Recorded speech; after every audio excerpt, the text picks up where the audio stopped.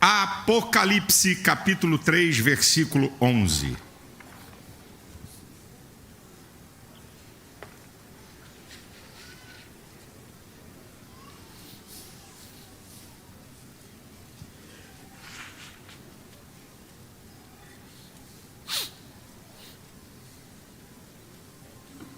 Apocalipse capítulo 3, versículo 11. Eis que venho sem demora. Guarda o que tens, para que ninguém tome a tua coroa. Eu quero declarar que Jesus vem. Você pode dizer? Jesus vem? Eu vou falar sobre sinais da sua vinda e preparados para o arrebatamento. Na minha introdução aqui, para você poder entender um pouco, a corrente teológica que nós defendemos e cremos é que a igreja não vai passar pela grande tribulação. E uma das provas é que Apocalipse 3, esse conjunto de textos aqui, desse versículo 10, 11, 9, esses versículos falam da igreja de Filadélfia. A igreja de Filadélfia tipifica a igreja do arrebatamento. E o versículo de número 10 diz uma coisa muito interessante. Como guardastes a palavra da minha paciência, também eu te guardarei da hora da tentação que há de vir sobre todo mundo, para tentar os que habitam na terra. Aqui esse versículo está dando uma declaração de que a igreja não vai passar pela hora da tentação, que a grande tribulação, Deus vai enviar juízos sobre a terra. Está dizendo que o Senhor vai livrar a igreja desse momento. Então, o capítulo 24 e o capítulo 25 de Mateus, em sua grande parte, eles mostram a vinda de Jesus para o arrebatamento, os sinais que precedem essa vinda, essa vinda, e como se dará o arrebatamento, e quais são as condições para você estar preparado para o arrebatamento. Você vai encontrar tudo isso no capítulo 24 e no capítulo 25 do Evangelho de Mateus. Eu escolhi alguns sinais, não todos, que predizem a volta de Cristo.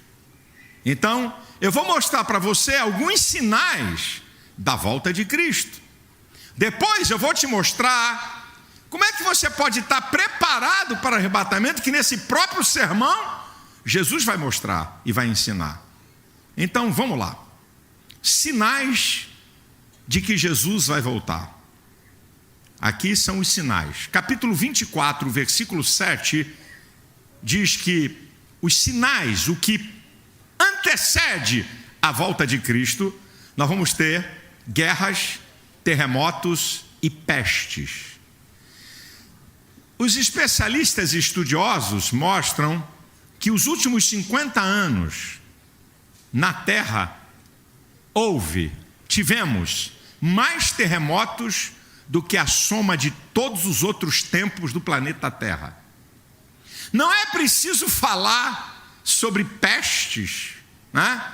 Um dia desse mesmo, há 2 semanas atrás, eu estava vindo para a igreja, comecei a sentir meu corpo o dia inteiro todo, parecia que eu tinha tomado uma coça, e quando eu saí de casa, eu comecei a ter uma taquicardia, uma coisa que eu falei, o que está acontecendo?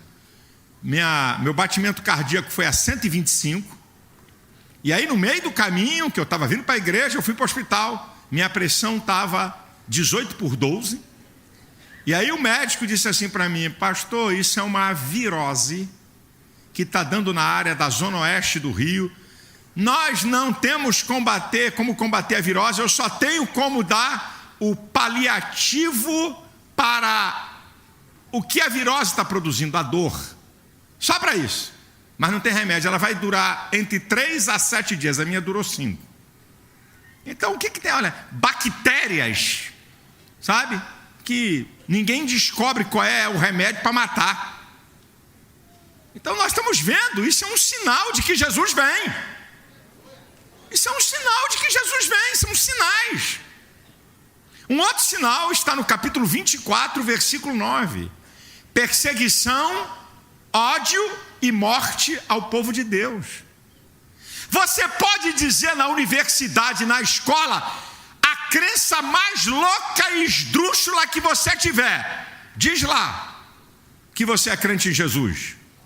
Diz lá que você é membro da igreja que o pastor Silas Malafaia é pastor. Vai lá dizer, para ver o que é que te acontece. Acho que você já sabe. O que é isso? Perseguição, ódio, caluniam, difamam. Irmãos, eu tenho no meu Twitter, no Facebook, no Instagram, mas são vários. Eu te odeio, quero que você morra. Não, nem 2, nem 10, nem 50 não. Odeiam o povo de Deus, odeia você que oferta, odeia você que dizima, odeia você que vem à igreja, odeia você que crê na palavra de Deus, ódio. E outra, nós não estamos vivendo uma islamofobia não, conversa fiada, é uma cristofobia. Em 2017, mais de 100 mil cristãos foram assassinados no mundo, e a imprensa esconde essa barbárie e essa vergonha. O que é isso, minha gente? Sinais da volta de Cristo. Sinais da volta de Cristo.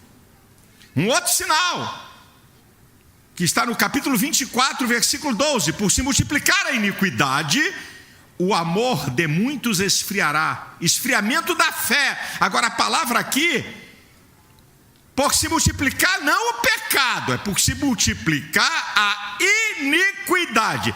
É aquela pessoa, qual é a diferença de pecado e iniquidade? Pecado é o que eu cometo, você comete, fala uma coisa indevida, tem uma atitude errada, isso é pecado. Iniquidade é aquele que vive na prática, voluntariamente, persistentemente, conscientemente, na prática do pecado, e sabe que é pecado, e sabe que é errado, e menospreza a lei de Deus. Isso é iniquidade. Lá, aquilo que está lá em Mateus 7,23, não diz, olha, eu nunca vos conheci, apartai de mim vós que praticais o pecado. Não, a iniquidade é uma prática de sã consciência, voluntária, persistente, de pecado e conhecendo a lei de Deus. Esse é um sinal. Gente dentro da igreja, muitas vezes, na maior cara de pau, dando trambique nos outros, sabe que está dando trambique. Gente, na maior cara de pau, está dentro da igreja, mas está com o namorado indo para motel.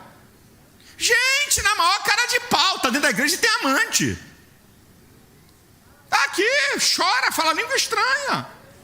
Se alegra quando tem um hino bacana, mas vive na prática da iniquidade. É sinal de que Jesus vem. Jesus vem. Um outro sinal, eu disse que não vou falar todos, está em Mateus capítulo 24, versículo 36. Como nos dias de Noé, que casavam-se e davam-se em casamento, assim se dará a volta do Filho do Homem. Aí nós temos que ir lá em Gênesis capítulo 6, do versículo 11 ao 13, para entender os dias de Noé. Diz a Bíblia, Deus falando com Noé, que a terra estava cheia da violência e estava corrompida. Não está falando de corrupção de dinheiro, a terra corrompida. Sabe o que é corromper? Apodrecer por dentro.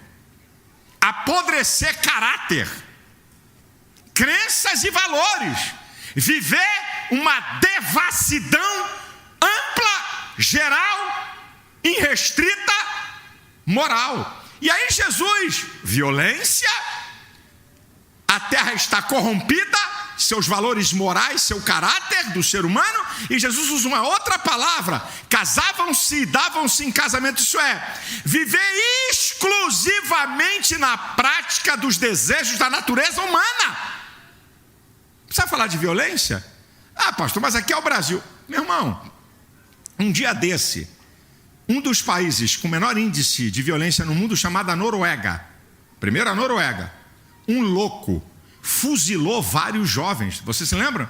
Isso foi ano passado. Agora, a Finlândia, um outro país com um dos menores índices de violência, um louco entrou dentro de uma mesquita e anda com a câmera ao ao vivo pelo Facebook, matou, chocante, repugnante, várias pessoas que estavam naquela mesquita. Lugares de extrema paz, agora no Brasil, uma cidade aí do interior de São Paulo, 11 bandidos foram fuzilados, foi um auê. Não, bandido foi fuzilado, roubo de banco, estourar caixa de banco, 11 foram fuzilados, uma cidade pacata. Também, na grande São Paulo, uma outra cidade, a garotada fuzilada. O que é isso? Sinal de que Jesus vem, Ele vem, Ele vem, Ele vem. Um outro sinal da vinda de Cristo, o quinto, 2 Timóteo capítulo 3, que nos últimos dias haveriam tempos difíceis, outras versões trabalhosos, homens amantes de si mesmos, sem afeto natural, detratores, mentirosos, obstinados, blasfemos. O que a Bíblia fala de sem afeto natural? O ser humano é tratado como coisa, se mata a gente como se mata mosquito.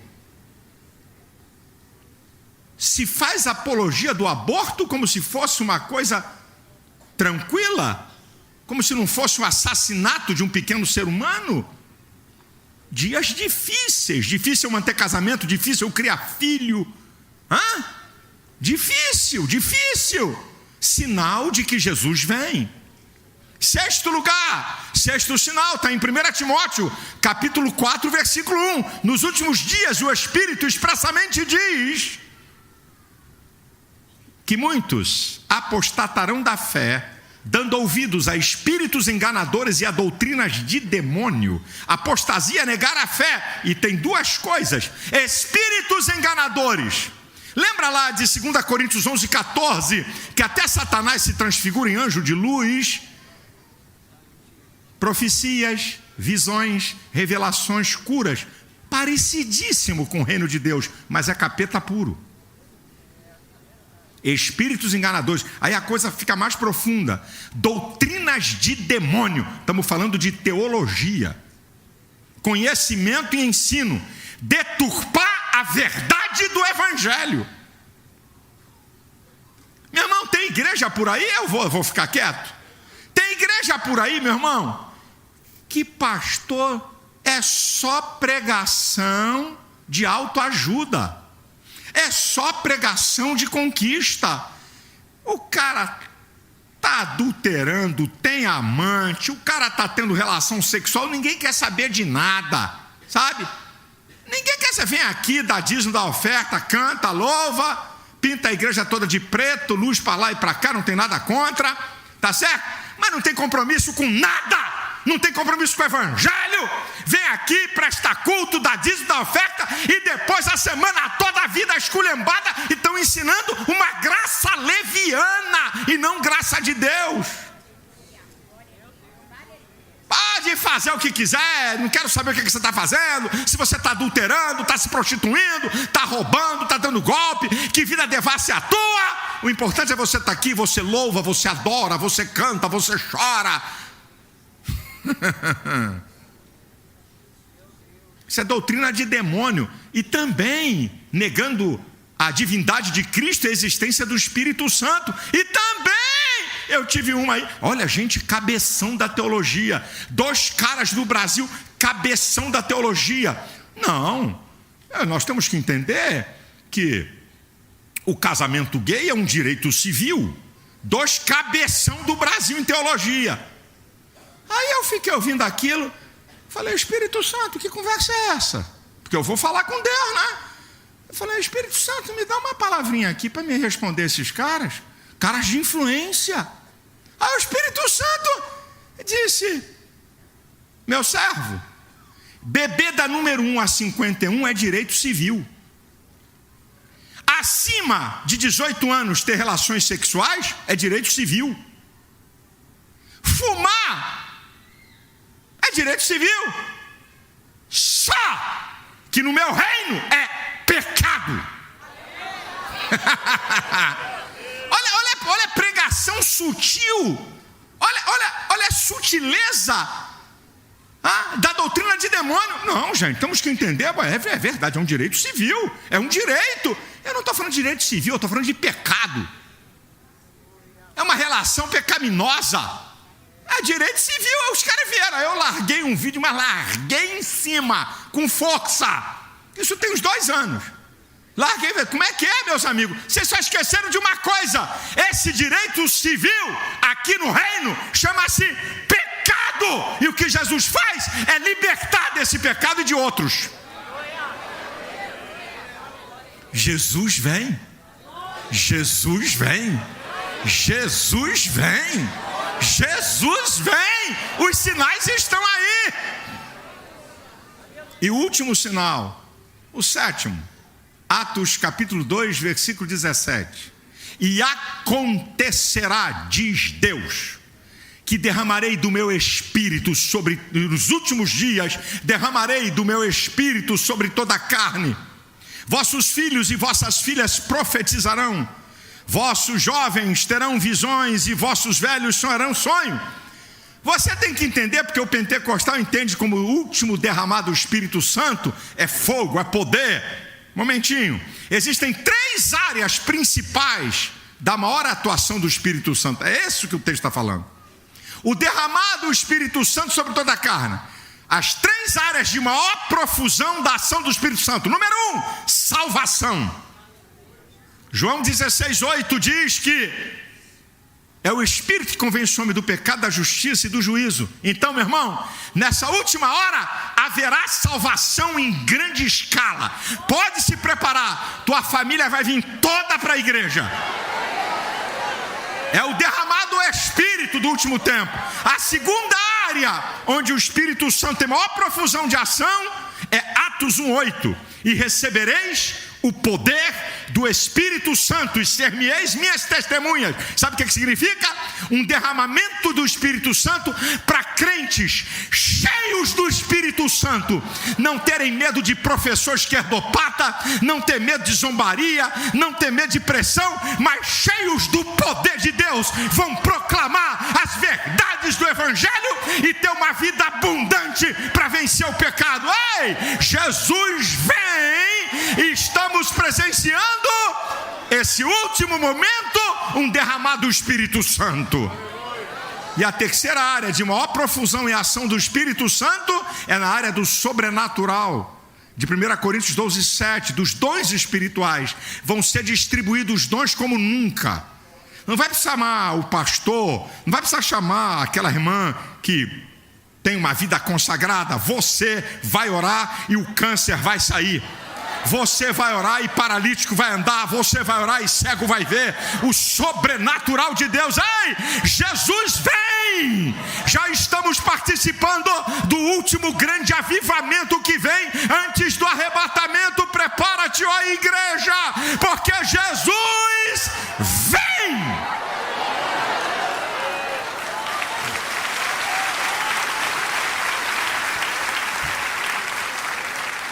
No próprio sermão do capítulo 24 e 25 de Mateus, que fala sobre a volta de Cristo para arrebatar a sua igreja, nesse próprio sermão vai nos dizer como é que nós podemos estar preparados para o arrebatamento, através de 3 parábolas, 3 parábolas e uma palavra em destaque.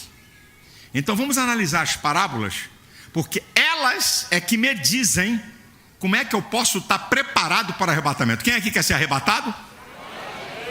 Então, vamos lá.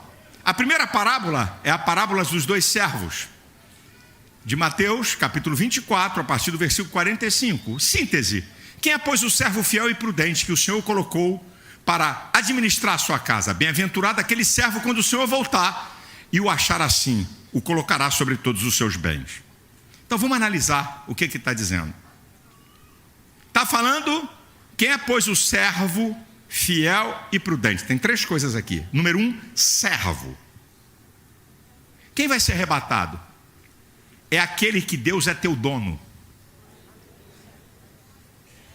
É aquele que se submete à vontade de Deus. Servo. Não faz a sua vontade, mas a vontade dele. Servo fiel. Aquele que cumpre aquilo a que se obriga e não importa o preço que tenha que pagar. Não importa o preço que eu tenha que pagar para defender a minha fé e para servir a Deus. Terceiro, prudente. Aquela pessoa que evita dano ou erro. Evita confusão na igreja, dissensão, divisão. Fazer a obra de Deus de qualquer jeito. Prudente. Aqui tem 3 características de quem vai ser arrebatado. Agora eu vou pular uma parábola para deixá-la para a última, e vamos à parábola dos talentos. Do capítulo 25 de Mateus, do versículo 14 ao 30. A parábola dos talentos. Os talentos é a capacidade de usar as suas habilidades. É isso que a parábola está mostrando. A capacidade de usar as suas habilidades. Agora, a parábola é dividida em servo fiel e infiel. E também ela diz servo bom e fiel, produtivo. Então, é produtivo aquele que tem a capacidade, não é? De usar suas habilidades. E a parábola é dividida em servo fiel e infiel. O que é o servo infiel? Aquele que enterrou o talento. Ele é marcado pelo medo de errar. E pelo medo de errar, ele não tenta acertar. E o resultado, sabe qual é? É que se você não usa aquilo que Deus te capacitou para a sua obra, Ele tira de você. Agora, sobre os servos, são 2, os servos fiéis, eles entram na parábola como servos. Mas tem uma palavra, servo bom e fiel. Foste fiel no pouco, sobre o muito te colocarei. Eles entram como servos e terminam como governantes. Por quê? Porque lá em Apocalipse capítulo 8 diz que o Senhor vai nos fazer sermos reis e sacerdotes. Indica que no céu vai ter função. Então, o servo fiel, ele entra como servo e termina como governante. Isso é para mim e para você. Aqui você é servo, mas quando a trombeta soar e você for arrebatado, você vai para um outro nível. Você vai ser governante. Não é mais servo. Então, nós encontramos aqui o servo produtivo. Está repetindo a palavra servo. Está repetindo ser fiel. Repete na parábola, então é um destaque nessa segunda parábola de quem vai estar preparado para arrebatamento, repetindo 2 vezes a mesma coisa. É para a gente ter um alerta sobre que tipo de vida cristã nós estamos vivendo. Agora eu vou para a última parábola de Mateus, capítulo 25, do versículo 1 ao 13, que me mostra quem é que vai estar preparado para o arrebatamento, a parábola das 10 virgens. Preste atenção e aguce o seu ouvido. 10 virgens, está indicando a igreja. As 10 saem ao encontro do noivo. As 10 têm lâmpadas acesas. As 10 têm azeite na botija. As 10 é que preparam as suas próprias lâmpadas. E aqui começa o ensino. Quem tem que cuidar da sua vida espiritual é você. Só que 5 são prudentes, têm azeite até o encontro com o noivo. E 5 são loucas, têm azeite por pouco tempo. E aí, vem uma coisa que, como diz alguns evangelistas e pregadores, é forte. Ela é forte. Então não estou repetindo eles. É forte. 5 delas percebem que a lâmpada está se apagando. Não vem para cá com conversa fiada. Você percebe a decadência da sua vida espiritual. Não sei, não estou vendo aonde. Elas percebem que as lâmpadas estão se apagando. Como é que está a sua vida espiritual, meu irmão? Como é que está seu relacionamento com Deus? Como é que está você? Depois de algum tempo de vida cristã, você é melhor ou pior? Ou está estacionado? É você que tem que perceber. E aí eu também aprendo nessa parábola que cada uma tem azeite para si. Porque quando as lâmpadas vão se apagando dessas virgens loucas, elas vão pedir às virgens que têm azeite de reserva: dá-nos um pouco do seu azeite. Qual é a resposta? Não. Vá comprar quem vende, porque pode faltar para mim e para você. E tem um outro princípio que está no texto. A graça de Deus não é transferida de um ser humano para outro. Cada um viva da sua própria fé. E o azeite na lamparina significa a vida cheia do Espírito Santo. É eu e você que decidimos ser cheios ou não do Espírito Santo. Efésios 5,18 diz: enchei-vos do Espírito. Eu é que me encho. Não é um ato soberano. Deus olhou para você e disse: gostei de você, vou te derramar o Espírito Santo. E achei você bacana, vou derramar o Espírito Santo. E rapaz, você é legal, vou derramar. Não. Enchei-vos. Eu é que decido se quero ser cheio ou não do Espírito Santo, meu irmão. Agora aprenda isso aqui num exemplo muito chulo, bem pequenininho para você entender. Camarada compra o carro de passeio mais caro do mundo, que é o Rolls Royce. Ele vai buscar na agência. Carro fenomenal. Primeira revisão, 5 anos. Todo cheio de tecnologia, conforto. Não escuta nem o barulho do motor. Fantástico, fantástico. Madeira vinda lá não sei de onde, que se coloca no carro. Coisa finíssima. O carro é lindo, o carro é maravilhoso, o carro é fenomenal, motor fantástico, 520 cavalos, uma potência, é um carro extraordinário, incomparável no mundo. Aí o cara vai buscar o carro, ar-condicionado perfeito. O cara chega perto do carro, ele abre a porta, ele reconhece no programa quem é o dono do carro. O negócio é fenomenal. E aí o cara chega no carro, aperta um botãozinho, entrega para ele toda a documentação, a chave, ele entra no carro para sair. Na revenda, 0 quilômetro, lindíssimo, maravilhoso, fenomenal. Aí aquele barulho, ou de carro velho, ou de carro sem gasolina. Como é que pode um Rolls Royce? Tem alguma coisa errada. Como é que pode? O pessoal técnico fica apavorado. Como é que pode? Esse carro foi feito para não falhar. Aí o cara olha, tem mais experiência no painel e falou: me perdão, senhor, esqueceram de botar gasolina. Então aprenda aqui um princípio. O Espírito Santo é o combustível da vida cristã.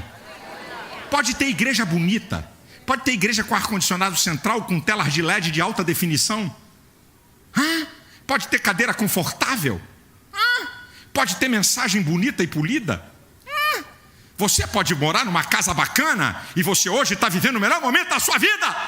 O Espírito Santo é o combustível da vida cristã. Você não vai andar, você não vai vencer, você não vai prosseguir, você não vai ser arrebatado se você não for cheio do Espírito Santo. Jesus, Senhor, tem misericórdia de nós. Querido, a igreja que vai ser arrebatada é uma igreja cheia do Espírito Santo. Jesus vem.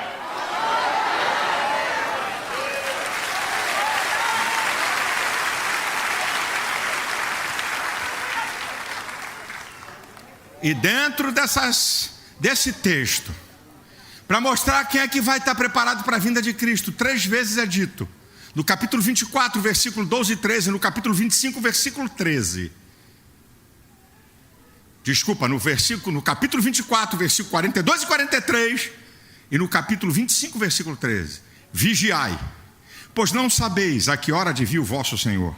Estais, pois, vós apercebidos, porque o vosso Senhor virá uma hora que não penseis. Vigiai, porque não sabeis o dia nem a hora que o vosso Senhor há de vir. Vigiai, alerta contínuo e permanente, completamente alertado. Você não pode ficar, desculpa a expressão, igual um Zé bobão alienado, como se nada tivesse acontecendo e como se Cristo não viesse. Você tem que viver hoje como se Cristo voltasse agora, mesmo que ele tenha que voltar daqui a 10 anos. Alerta, esperto, atento, porque a qualquer hora a trombeta vai soar e a igreja vai ser arrebatada. Vigia, meu filho, toma conta da tua vida. Perceba teu cristianismo, perceba que vida cristã você está vivendo, perceba se estão armando um laço do diabo para arrancar você da fé, perceba, fique atento, fique vigilante, porque a qualquer hora a igreja vai ser arrebatada. Diga aí para quem está na sua direita e à sua esquerda: Jesus vem. Fale aí: Jesus vem.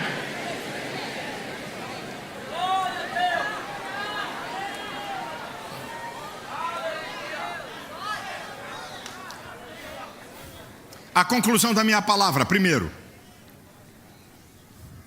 as 3 parábolas nos ensinam a amar a vinda de Cristo, a sermos fiéis, trabalharmos permanentemente, firmemente, sermos produtivos e estarmos vigilantes.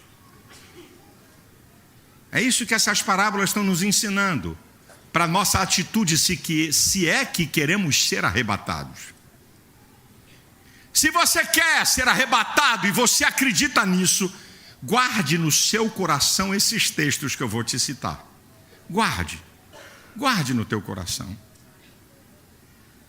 Guarde no seu coração esses textos que eu vou te citar.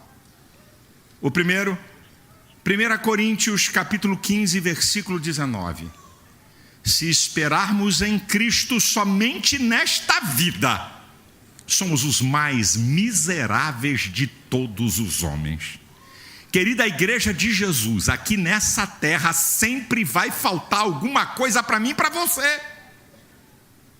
Aqui nessa terra ninguém vai ser completo de nada. Se toda a expectativa da tua fé e da tua crença está em coisas da terra, a sua fé está falida. E o apóstolo Paulo diz que nós somos piores do que os pecadores, que não têm a esperança que temos. Se você serve a Deus por tudo que Ele vai fazer aqui nessa terra, meu irmão, aqui vai faltar muita coisa, mas há uma viva esperança que um dia Ele vai limpar dos nossos olhos toda lágrima. Não vai ter dor, não vai ter pranto, não vai ter problema, não vai ter adversário. Você vai estar no estado perfeito de santidade, num lugar de delícias e maravilhas, de eternidade em eternidade, de eternidade em eternidade, de eternidade em eternidade. Essa é a nossa esperança, porque Jesus vem para dar um sentido total de completude ao ser humano.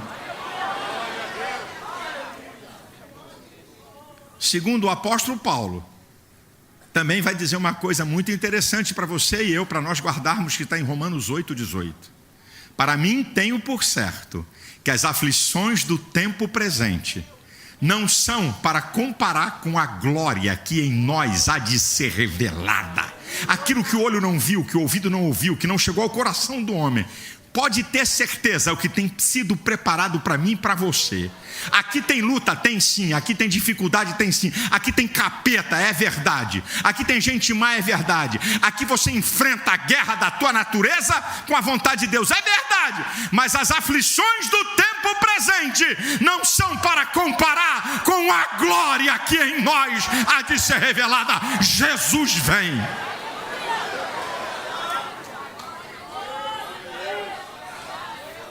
Guarde esse texto de 1 Coríntios capítulo 15, versículo 51. Eis que vos digo um mistério: na verdade nem todos dormiremos, mas todos seremos transformados, num momento, num abrir e fechar de olhos, ante a última trombeta. A trombeta soará, os mortos ressuscitarão incorruptíveis e nós, os vivos, seremos transformados juntamente com eles. Olha o que a Bíblia está falando através de Paulo: o rapto da igreja. Um momento, unidade indivisível do tempo. Não tem equipamento para demonstrar, para medir o que é o momento. O momento é uma unidade indivisível do tempo. a igreja vai ser raptada. Mais rápido do que isso, muitas vezes. Desapareceu todo mundo. Então agora eu vou conjecturar.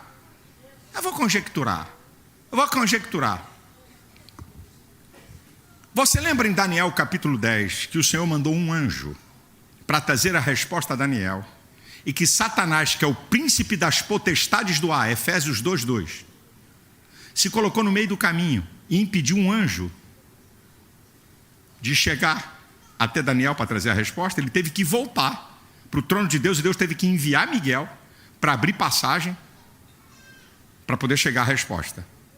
Eu estou falando de Bíblia. O rapto da igreja vai pegar todo o reino de Satanás de surpresa. Sabe o que vai acontecer? Eu e você sabemos, porque a Bíblia diz que Satanás, o diabo, ele anda de redor, bramando como leão, buscando a quem possa tragar. Existem vários demônios para observar cada habitante do planeta Terra. E demônios de uma classe especial que são chamados de príncipes das trevas, plural. São demônios que trabalham na antítese, luz e trevas. Eles só trabalham contra o povo de Deus e a igreja. Esses demônios de uma casta diferenciada é só para perturbar a igreja de Jesus, eu e você. Então, existem milhares de demônios para cada crente. Não é para ninguém ficar assustado, mas isso é uma verdade. Agora, sabe o que vai acontecer? Que é sensacional. Não fique assustado, porque é o maior que está conosco. Fica tranquilo. Mas o sensacional disso é o seguinte: parece que eu estou vendo. Quando houver o rapto da igreja,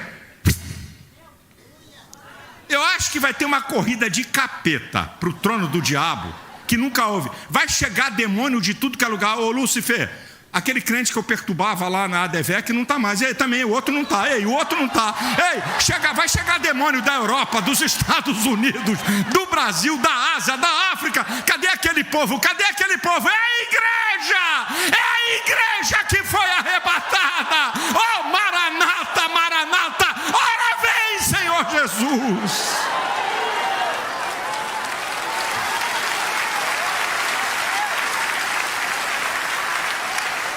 Olha o texto que eu li, de Apocalipse, capítulo 3:11.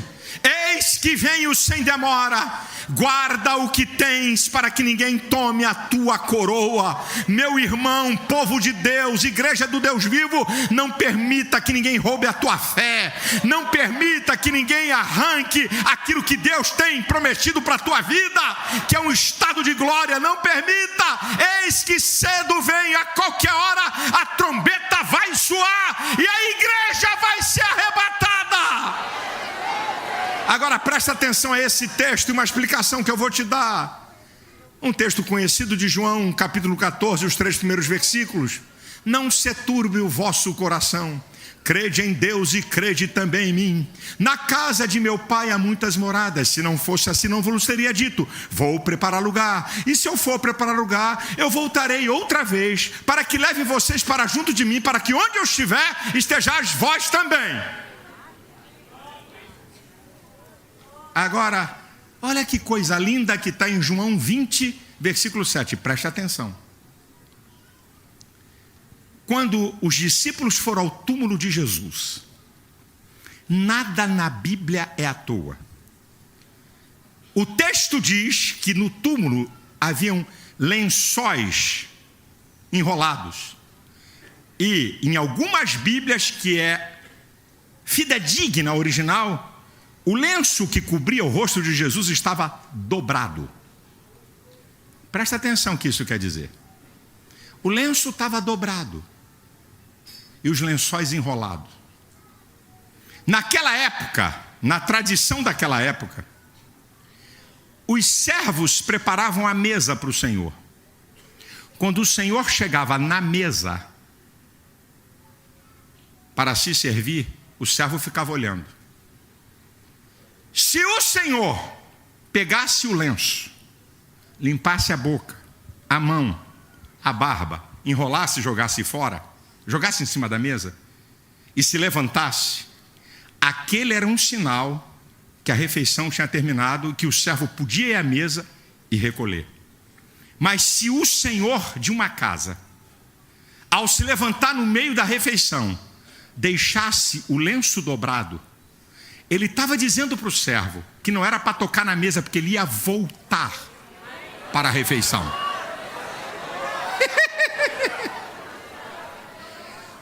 O que Jesus quer demonstrar com isso? O que Jesus quer demonstrar ao deixar o lenço dobrado no túmulo? Eu vou voltar. Eu vou voltar. Eu vou voltar. Eu vou voltar. Está no capítulo 20 de João, versículo 7. O lenço estava dobrado. Jesus estava dizendo: eu vou voltar. Eu vou voltar, eu vou voltar, eu vou voltar, eu vou voltar, eu vou voltar, eu vou voltar. Irmãos, eu termino a minha palavra, aquilo que você encontra no capítulo 2 e 3, por 7 vezes no livro de Apocalipse, quando ele envia as cartas às igrejas. Quem tem ouvidos, ouça o que o Espírito diz à igreja. Jesus vem. Jesus vem. Oh, Jesus vem. Oh, a qualquer hora a trombeta vai soar, meu irmão. Você é peregrino e forasteiro. Você está de passagem aqui nessa terra. Olha, não ponha o teu coração em nada daqui. Use, mas não ponha o coração. Use, mas não ponha o coração. Use uma roupa bacana, não é pecado, não tem nenhum problema. Use um bom carro, não é problema, não é pecado. Tem uma boa casa, use. Faça um bom passeio, use. Mas não ponha teu coração, porque nada disso te pertence.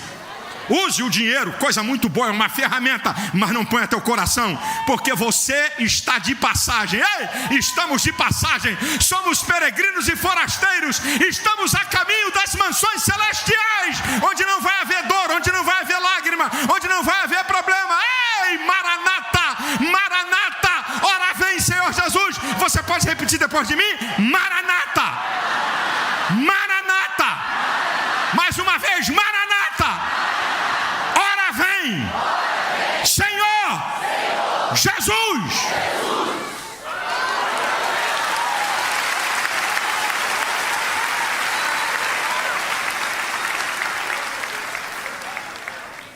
Aleluia, aleluia, aleluia.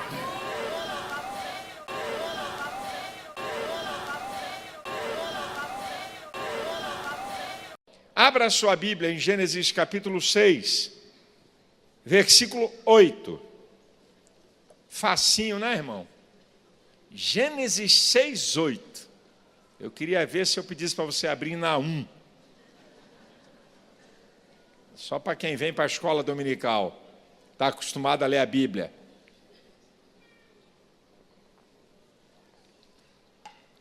Gênesis capítulo 6, versículo 8.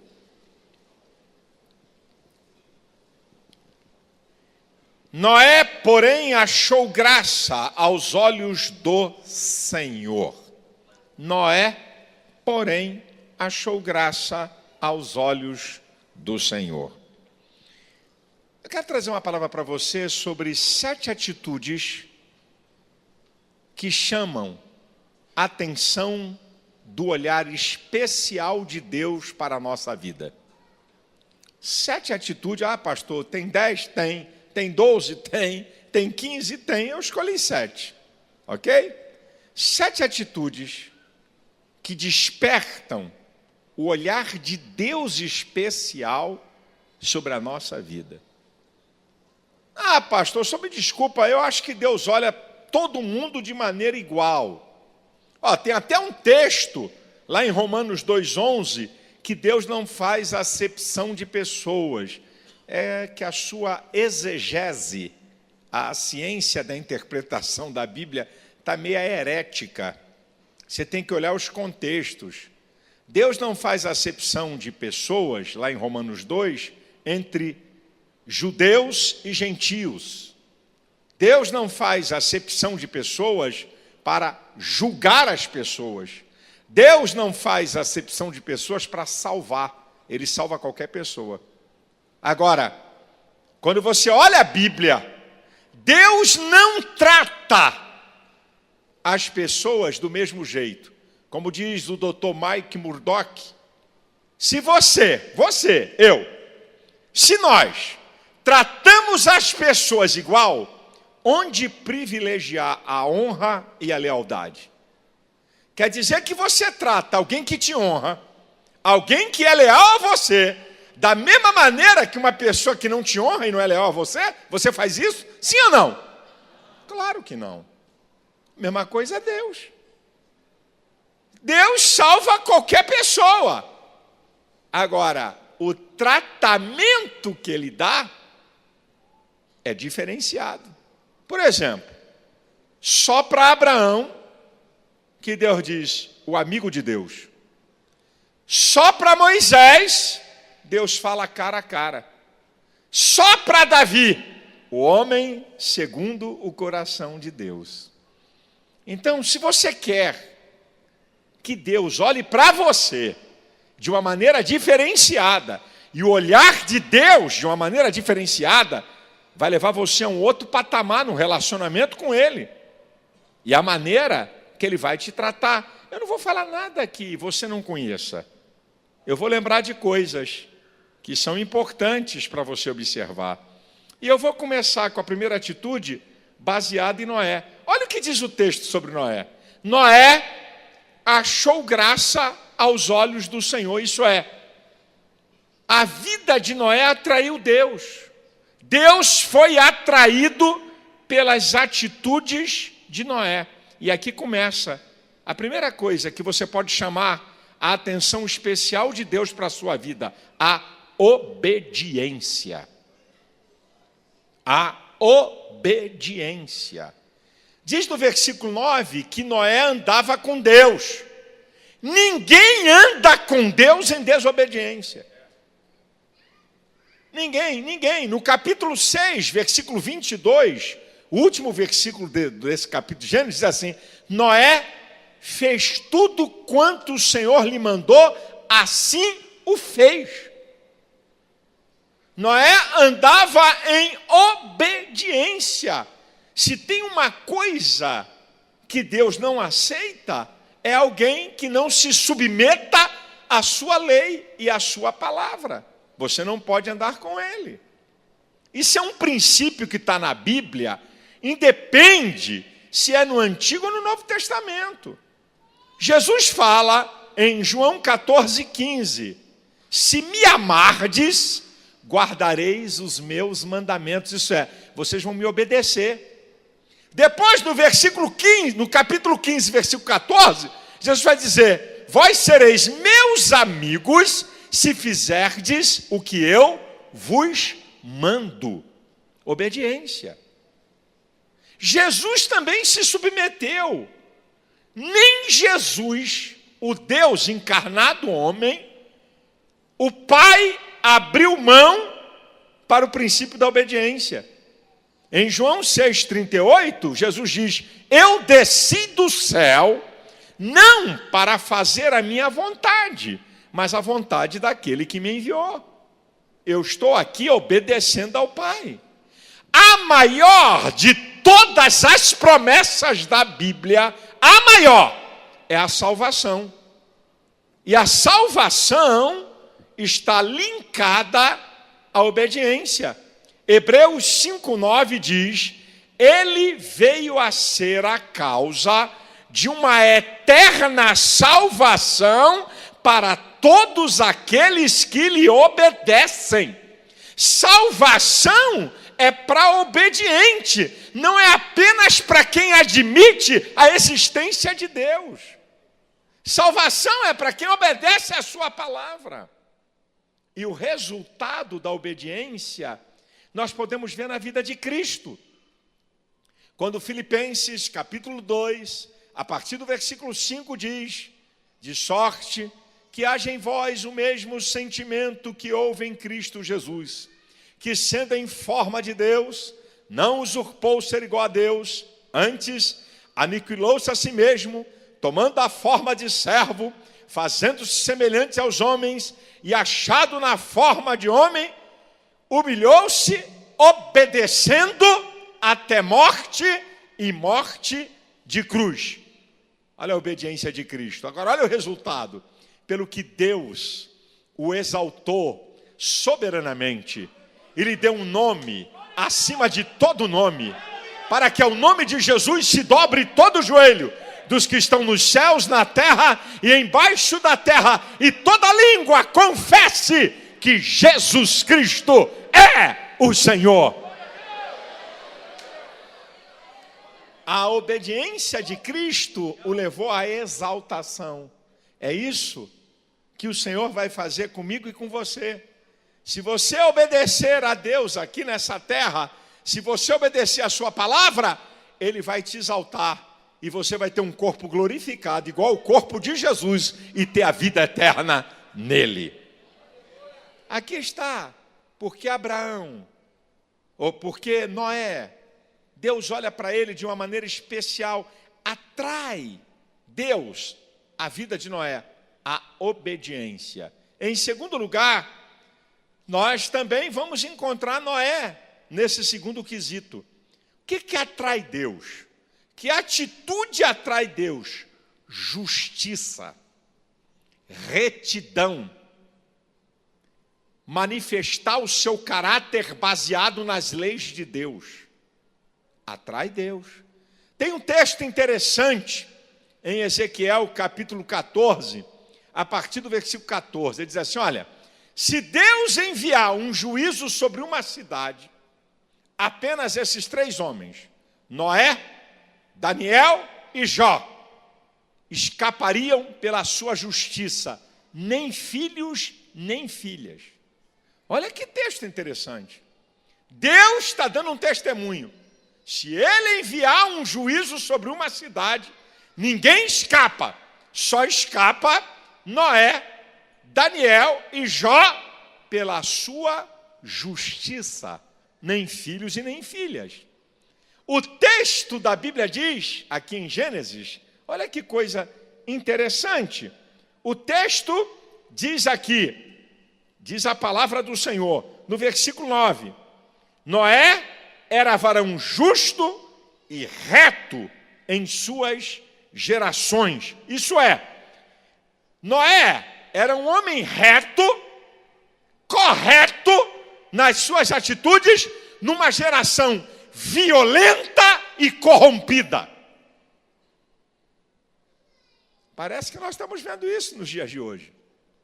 Quando você vai para Daniel, o grande profeta Daniel, no capítulo 6, versículo 4 do livro de Daniel, diz que Daniel não foi encontrado. Ele governava 40 províncias. Estava sendo cogitado para ser primeiro-ministro. E diz lá, no versículo 4, que não se achava em Daniel vício nem culpa. Podia fazer a lava-jato no Império da Babilônia, que não ia pegar Daniel. Porque Daniel era um governante justo, limpo, sem vício, sem culpa. Quando você vai para Jó, Deus dá um testemunho ao diabo acerca de Jó. É Deus. Viste lá o meu servo, capítulo 1 do livro de Jó. Viste lá o meu servo Jó, sincero, reto, justo, sincero, reto, que me teme e que se desvia do mal. Se você quer chamar a atenção de Deus para a sua vida, tenha uma vida reta, tenha uma vida limpa. Eu nunca me esqueço, gente, eu fui pregar num congresso que é considerado o maior congresso pentecostal que tem no Brasil. Congresso do Reteté, Congresso do Movimento aí, Congresso do Fogo. Eu fui pregar nesse congresso. E naquela época eu era só evangelista e levei muito material. Um congresso com mais de 100 mil pessoas. E eu me lembro que o coordenador do congresso chegou para mim e disse assim, pastor Malafaia, o senhor não tem experiência aqui, só venda através de dinheiro ou cartão. Não vende com cheque não, porque vai bater sem fundo. Eu falei, repete. Ele falou, só vende material a dinheiro ou cartão. Aí eu disse assim, eu vou dar uma de inocente, só para provocar, porque a resposta já estava preparada. Eu falei, mas por quê? Por que eu não posso vender aqui? Esse aqui não é um congresso de evangélicos?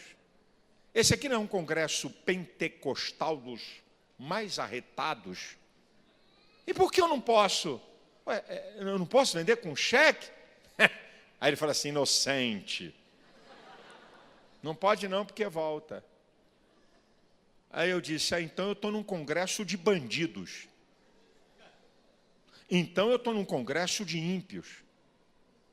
E esse tipo de gente é a gente que mais Deus não suporta. Porque são fariseus, são hipócritas. Hipócritan é o termo de onde vem o artista, a palavra artista. Aquele que se passa por alguma coisa que não é. É o artista, ele faz um papel que ele não é. É o hipócrita. Foi a raça que mais Jesus meteu-lhe o pau e a ripa em cima. Foram os religiosos. Como é que pode? Como é que povo de Deus dando cambalacho no outro? Como é que é isso? Eu sei que pode acontecer um acidente na sua vida, meu irmão. Não estou falando disso, não. Eu estou falando de uma pessoa comprar uma coisa e já sabe que não vai pagar. É isso que eu estou falando. Ele sabe que não vai pagar. Ele compra sabendo que não vai pagar. Ele passa o cheque sabendo que vai bater sem fundo. Que caráter é esse? Que justiça é essa? Da mesma maneira que a justiça atrai Deus, a injustiça deixa Deus indignado. Está aqui, meu irmão. Estou te mostrando o que atrai Deus.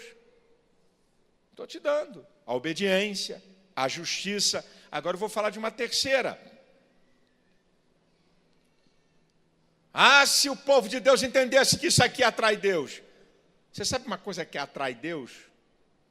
A oração. A oração. Mas que oração?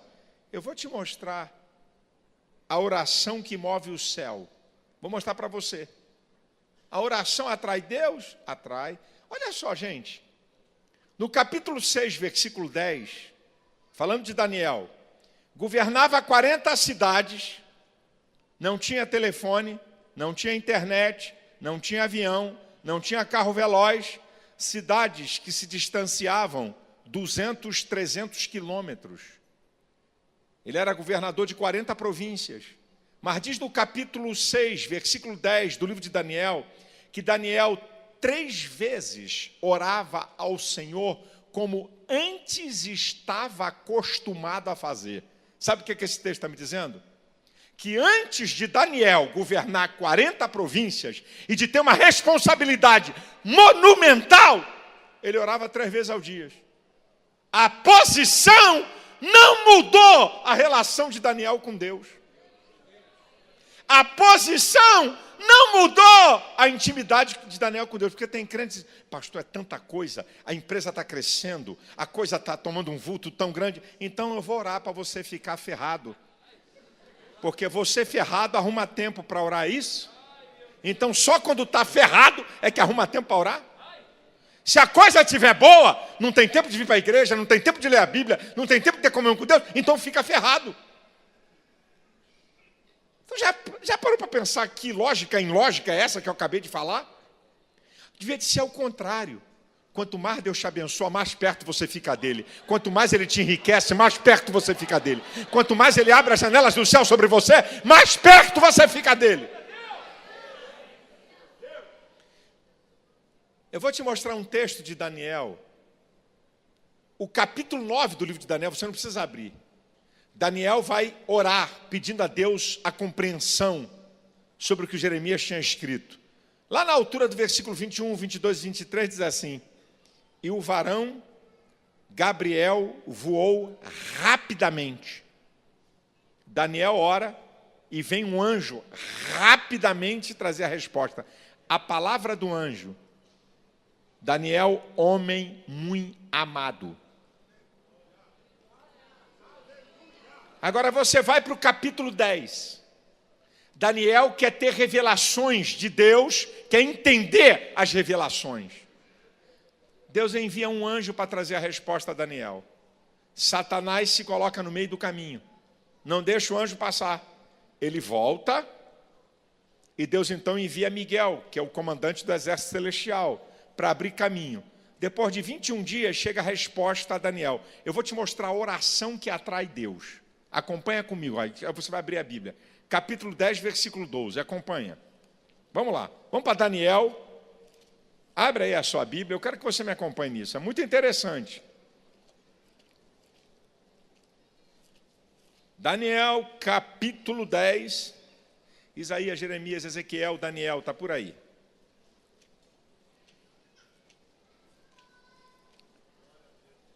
Daniel, capítulo 10, versículo 12.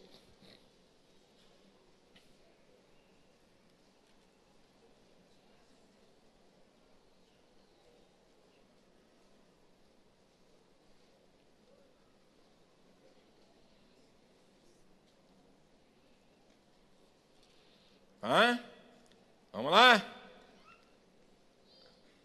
Aí vem o anjo trazer a resposta a Daniel. Olha o que o anjo vai falar sobre a oração de Daniel. Então me disse: não temas, Daniel, porque desde o primeiro dia em que aplicaste o teu coração, afinco, entrega, gasta tempo e energia. Quem se aplica se volta com afinco, se entrega, gasta tempo e energia. Isso aqui é um anjo dando testemunho da oração de Daniel. Desde o primeiro dia em que aplicaste o teu coração, todo o teu ser voltado para Deus, pensamento, vontade e sentimentos. Está aqui, ó. Aplicastes o teu coração a compreender, querer conhecer, querer entender as coisas de Deus. É o anjo dando o testemunho da oração dele. E a humilhar-te, saber quem você é e quem Deus é. Agora olha que coisa interessante. Perante o teu Deus, são ouvidas as tuas palavras. Eu vim por causa das tuas palavras. Isso é, a tua oração tem sentido. A tua oração tem nexo. A tua oração não é grito, nem o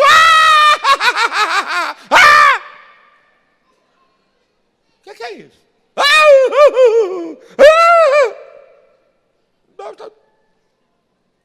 O que ele quer? Eu vim por causa das tuas palavras.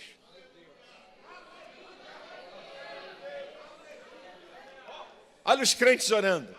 Senhor, tu sabes o que eu preciso. Ai, que coisa linda. Tu sabes o que eu preciso. Que novidade é essa? Claro que Deus sabe o que você precisa, mas só que Deus quer te ouvir. Filipenses 4:6 diz assim: não estejais inquietos por coisa alguma, antes as vossas petições sejam em tudo conhecidas diante de Deus pelas orações e súplicas com ações de graça. Deus sabe, mas quer que você fale. Senhor, perdoa meus pecados por pensamentos, palavras e obras. Mas que gracinha! Que oração safada e sem vergonha é essa? Senhor, me perdoe por pensamentos, palavras e obras. Diz o que tu pensa, irmão. Fala para Deus. Fica vermelha a cara sem vergonha. Fala para Deus o que você pensa. Fala! Fala para Deus, Senhor, eu falei isso para fulano, falei isso para Beltrano, Senhor, aquele lá eu xinguei, tem misericórdia de mim. Aqui, ó, está aqui. Agora, olha que coisa interessante. No capítulo 9, o anjo que vem trazer a resposta, Daniel, você é um homem muito amado. No versículo 11 do capítulo 10, o anjo diz, você é um homem muito desejado. Versículo 19, não temas, homem muito desejado.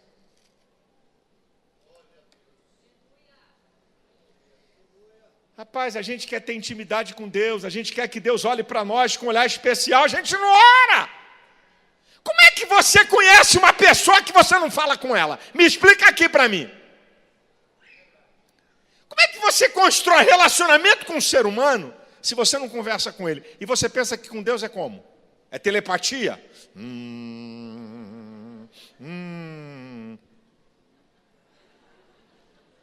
Meu filho, a oração é você usar a sua expressão, a tua mente, as tuas palavras, aplicar teu coração. O cara está aqui orando, Senhor, tu sabes que eu estou pensando, ai meu Deus, como é que é? Vou pagar como? Ih, o telefone tocou. Ai.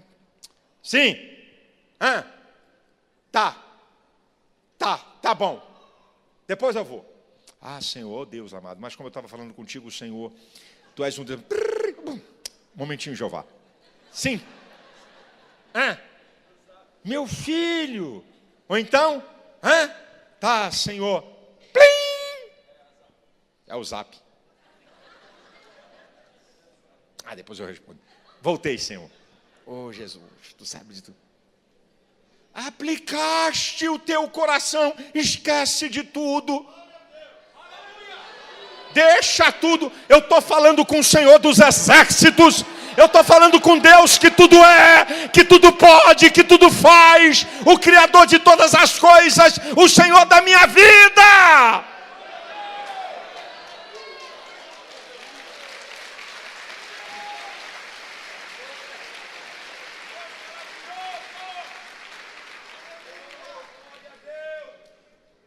Como é que você quer chamar? Como é que você quer respostas velozes de Deus? Se você não usa tempo para falar com Ele.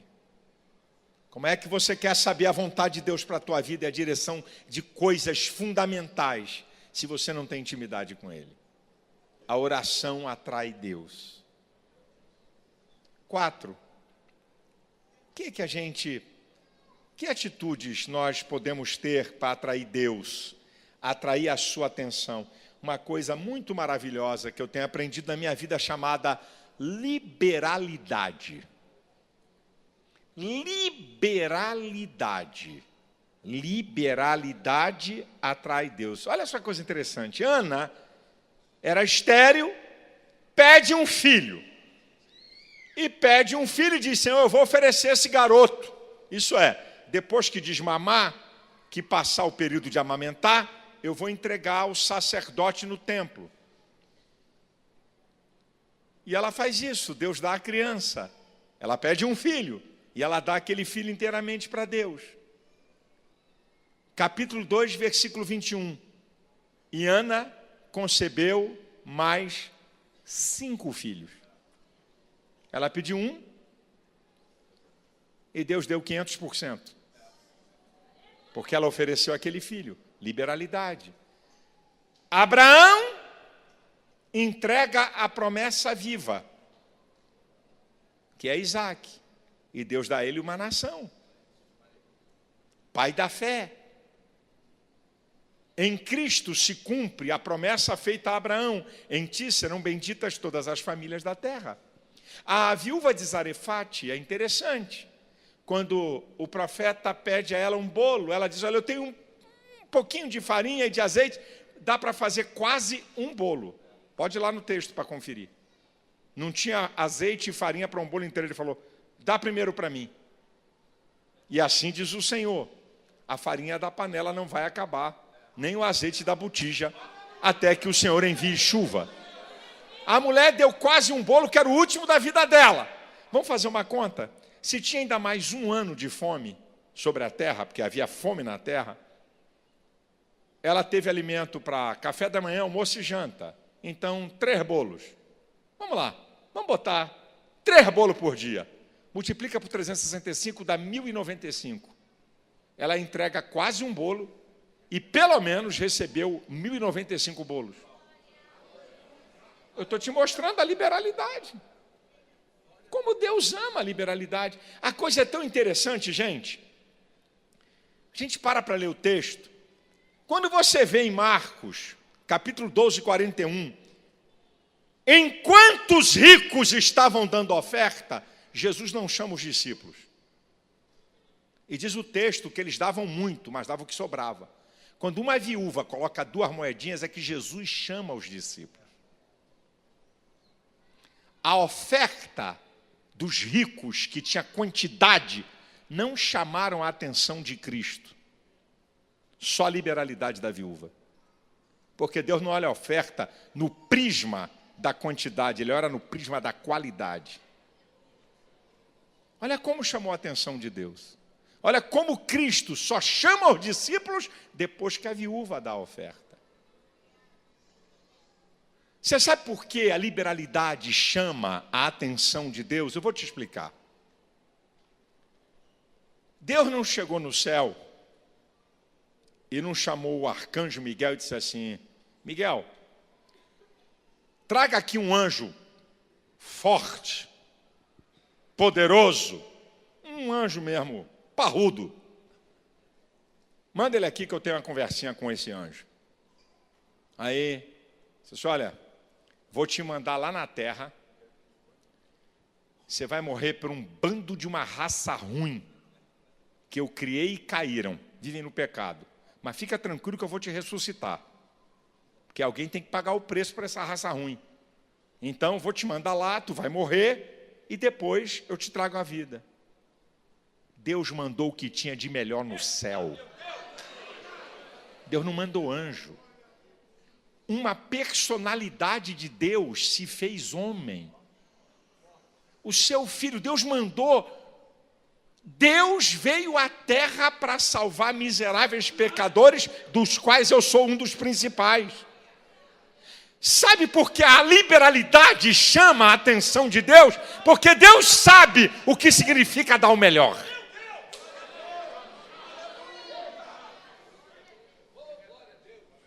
Em quinto lugar, uma coisa muito perto disso, que chama a atenção de Deus. Chama a atenção de Deus. Fazer o bem. Uma coisa que chama a atenção de Deus é fazer o bem. No livro do profeta Miqueias, capítulo 6, a partir do versículo 6, é um texto interessante. O que eu posso fazer para agradar a Deus? O profeta está dizendo, será que eu vou oferecer 1000 carneiros em holocaustos? Naquela época a oferta era assim. Ou 10.000 ribeiros de azeite? Ou será que eu vou dar o meu primogênito?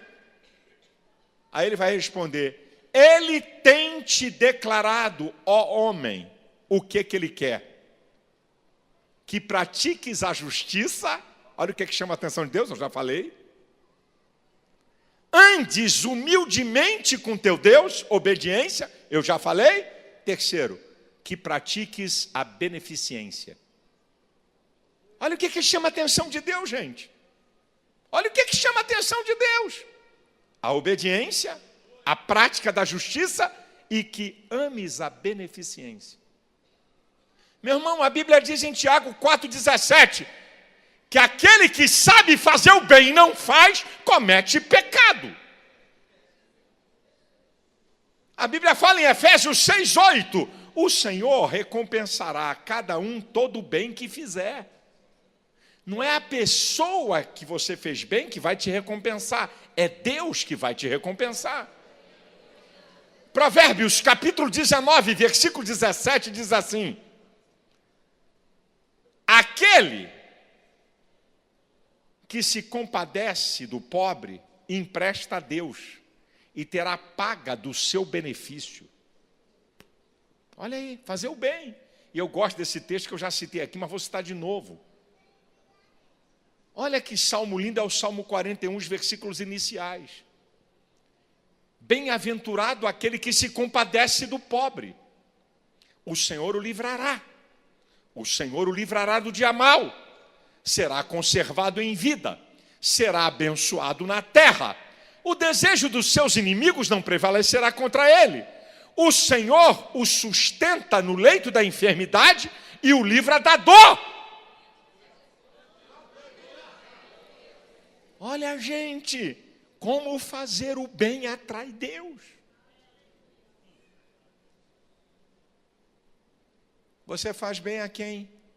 Você ajuda a quem? Quem é que já chegou no teu caminho e que você pode fazer alguma coisa? Você não tem ideia. Sexto e penúltimo lugar. O que atrai Deus? O que chama a atenção de Deus? A adoração. Adoração. Adorar é prestar culto. O louvor é uma manifestação da adoração. Adorar é reconhecer como Deus. A adoração. Olha que coisa interessante. Em Mateus 15, a partir do versículo 21, a mulher cananeia, longe de Jesus, ela vem clamando.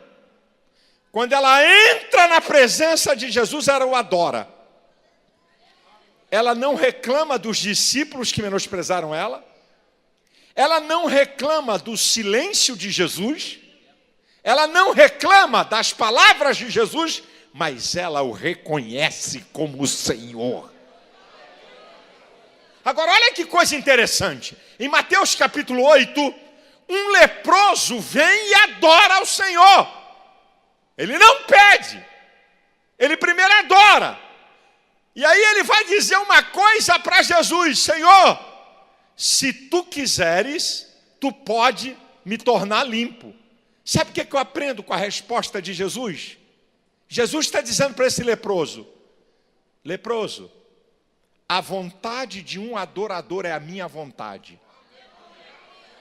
Jesus responde dentro da base da pergunta do leproso: Senhor, se quiseres, tu pode me tornar limpo. Eu quero. Eu quero. Você é um adorador. E eu manifesto o meu poder para aqueles que me adoram.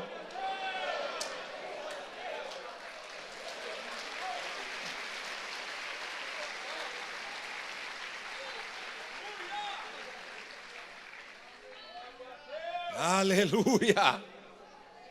Aleluia, gente. Aleluia, aleluia. Olha, a adoração que abala as estruturas.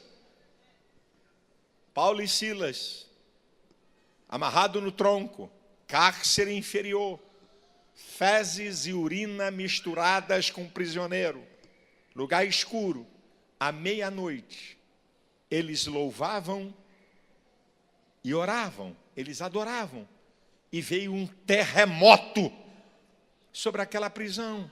Você não tem ideia. Você não tem ideia do poder da adoração. Pode abalar uma estrutura. Pode romper algo para você. Pode trazer uma vitória que ninguém pode conquistar. O poder da adoração. Olha a adoração que fortalece. Abraão, em Romanos 4, versículo 20 e 21. E Abraão foi fortalecido na fé, dando glória a Deus, estando certíssimo que aquele que tinha prometido era poderoso para fazer cumprir. A adoração fortalece. A coisa está feia, glória a Deus. Não sei o que vou fazer, glória a Deus. Não tem saída para mim, glória a Deus. Não tem resposta, glória a Deus. Já perdi, glória a Deus. Não tem solução, glória a Deus. Você vai ser fortalecido no meio da tempestade, no meio da tribulação, no meio do dia mau, até chegar à vitória.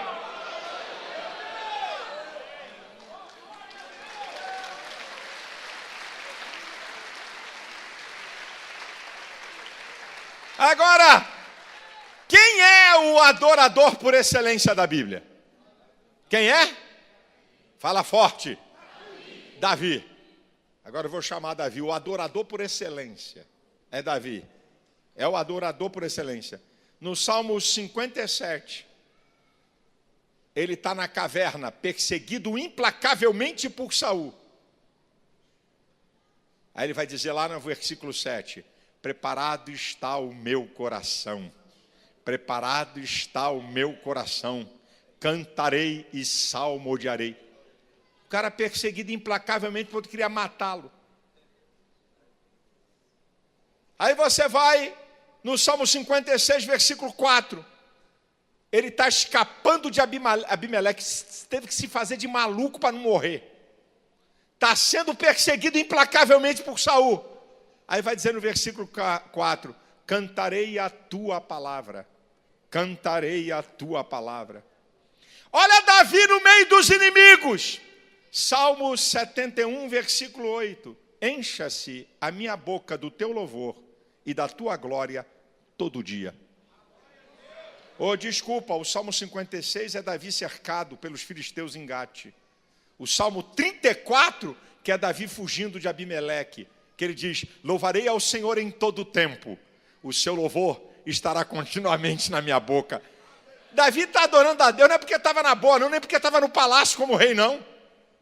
Davi está adorando a Deus sendo perseguido. Davi está adorando a Deus sendo cercado. Davi está adorando a Deus escondido numa caverna. Davi está adorando a Deus quando a vida dele está por um fio. Ei, abre a tua boca, meu filho, e adore aquele que vive e reina para sempre. Quando Jesus fala em João 4, 23, a hora vem e agora é que os verdadeiros adoradores adorarão ao Pai em espírito e em verdade, porque o Pai procura os tais que assim o adorem. Verdadeiros adoradores que adoram em espírito e em verdade. Tem duas coisas aí. Para ser um verdadeiro adorador, a verdade é Jesus. Só pode ser adorador se passar por Cristo. Ele é a verdade. Em espírito. Não preciso de ponto de contato, não preciso de imagem. Eu não preciso de nada que represente Deus para que eu possa adorá-lo. É na natureza suprema do homem, o espírito, que rege a qualidade da alma. É ali. Ali eu estou adorando a Deus. Onde tem a minha consciência de certo e errado, está ali. Onde tem a fé, está ali. É ali, na expressão máxima do ser, que eu adoro a Deus. E Deus procura. É lindo isso, porque todo tipo de gente procura a Deus. Mas quem procura verdadeiros adoradores é Ele. Espero que Ele tenha achado aqui nessa noite. Em último lugar, o que é que chama a atenção de Deus? O que é que atrai Deus para um olhar especial? A fé. A fé. Hebreus 11:6 diz que sem fé é impossível agradar a Deus, porque é necessário que aquele que se aproxima de Deus creia que Ele exista e que é galardoador dos que o buscam. Vou voltar para a mulher cananeia, uma fé extraordinária. Mulher, seja feita conforme a tua fé. Uma fé incomparável. A do centurião em Lucas 7, nunca vi tamanha fé.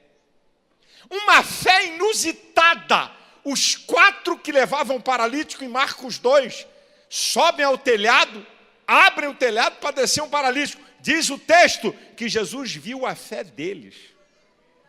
Uma ação que nunca ninguém tinha feito, talvez está faltando isso na tua vida. Uma fé persistente. A da mulher do fluxo de sangue, debilitada, doente, fraca, se mete no meio de uma multidão e diz, eu vou tocar na orla dele. Não dá para segurar a orla, mas dá para tocar. Isso é uma fé persistente, eu não vou desistir. E qual é a fé que nos leva à vitória? 1 João 5,4, esta é a vitória que vence o mundo da nossa fé. Creia em Jesus, creia em Jesus. Ele é poderoso para perdoar teus pecados. Ele é poderoso para transformar a tua vida. Ele é poderoso para mudar e te dar vida abundante. E Ele é poderoso para te dar vida eterna. Creia, creia. A fé chama a atenção de Cristo. Atenção de Cristo. tensão de Cristo, tensão de Cristo, tensão de Cristo.